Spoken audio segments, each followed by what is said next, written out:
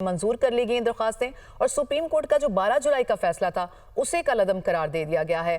आप किस तरह से एनालाइज करेंगे इस सारी सूरत हाल को? देखिए, ये जो फैसला आया था 12 जुलाई का, उसमें कुछ कंट्रोवर्सी थी, टेक्निकल कंट्रोवर्सी थी काफी। और हालांकि सबको मालूम था कि जो हुआ था वो सबके सामने था, किस तरह से पीटीआई के लोग इलेक्ट हो गए थे, लेकिन वो कानूनी तौर पर उसमें काफी कॉम्प्लिकेशंस थी। तो बहरहाल एक फैसला आ गया था और उसमें वो उन्होंने जितनी ये मखसूस नशिस्तें हैं वो उन्होंने तहरीक इंसाफ को देने से इनकार कर दिया, क्योंकि तहरीक इंसाफ की अपनी गलतियां थी।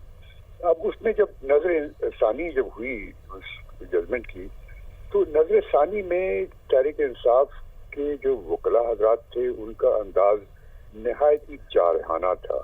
वो जारहाना इस नजर से था कि जो जजेस जिनके जहन थे, उनके जो इरादे थे उनके खिलाफ, उनको पर्सनली क्रिटिसाइज करना शुरू किया, जिसकी वजह से ये सब प्रॉब्लम शुरू हुए। तो नजर सानी में हमेशा ये होता है कि आप दिखाना चाहते हैं कि उसमें गलती क्या है, और गलतियां उसमें थी यकीनन उस जजमेंट में, पहली वाली में। और खासतौर से सबसे बड़ी गलती ये है कि आप कैसे डिप्राइव कर सकते हैं माइनॉरिटीज को और विमेन को उनके जो सीटें हैं उन लोगों के लिए जिनके पास के दूसरी सीटें मौजूद हैं। ये एक टेक्निकल चीज थी जिस पे वो यकीनन आर्ग्यू कर सकते थे, लेकिन आर्गुमेंट उनकी बड़ी जारहाना थी, जिसकी वजह से मेरे ख्याल में उनको ये नुकसान पहुंचा है। तो शाइक उस्मानी साहब, आप ये कह रहे हैं कि सही तरह से पुटअप नहीं किया अपना केस पीटीआई के वकला ने, इस वजह से फैसला उनके खिलाफ आया है या दरख्वास्तें मंजूर हुई है उनके खिलाफ? जी, उन्होंने अपना जो तरीका, जो नजर सानी में जो कहना चाहिए मेरिट पर, वो उन्होंने नहीं कहा। क्योंकि नजर सानी में आपको दिखाना चाहिए कि इसमें गलतियां हैं जो which are on the surface of the record, और इसमें गलतियां यकीनन थी।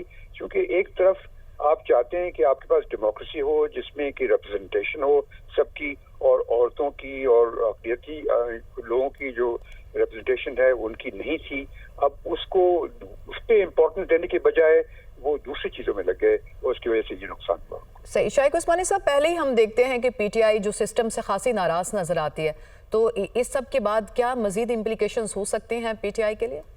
नहीं, अब तो खत्म हो गया ना मामला। अब तो जो मखसूस नशिस्तें हैं वो उनको नहीं मिलेंगी, और अब जो वो डिस्ट्रीब्यूट हो जाएंगी दूसरे पार्टीज में उनकी प्रोपोर्शनली, और दूसरी पार्टीज की इतनी मेजॉरिटी हो जाएगी कि अब तो उनका बहुत असेंबली में बहुत कंट्रोल हो जाएगा। सही। तो शाइक उस्मानी साहब, हम ये देखते हैं कि क्योंकि मुतमईन नज़र नहीं आती इस सारे प्रोसेस से, पीटीआई के वकला भी आज भी, खासा जैसे आप बात कर रहे थे कि जारहाना अंदाज था, आज